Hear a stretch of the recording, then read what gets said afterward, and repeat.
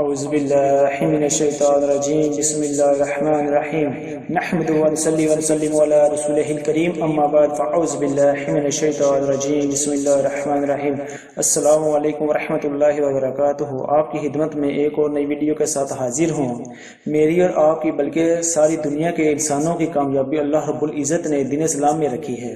دین اسلام کی بنیاد لا الہ الا اللہ محمد رسول اللہ، اس کلمے کا معنی ہے کہ اللہ کے سوا کوئی عبادت کے لائق نہیں اور حضرت محمد مصطفیٰ صلی اللہ علیہ وآلہ وسلم اللہ کے رسول ہیں۔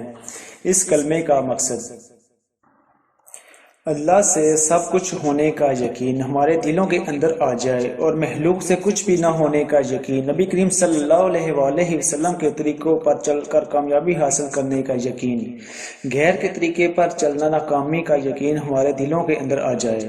کلمے کی فضیلت: 100 سال کافر اگر سورۃ اخلاص کے ساتھ اس کلمے کو پڑھ لے تو اس کے پچھلے تمام گناہ معاف ہو جائیں گے۔ اگر وہ فوت ہو گیا ہے تو جنت میں داخل ہو جائے گا۔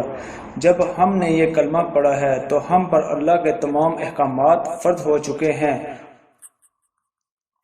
دین کی بات پھیلانا صدقہ جاریہ ہے۔ اس ویڈیو کو صدقہ جاریہ سمجھ کر دوستوں کے ساتھ شیئر کریں۔ جزاک اللہ۔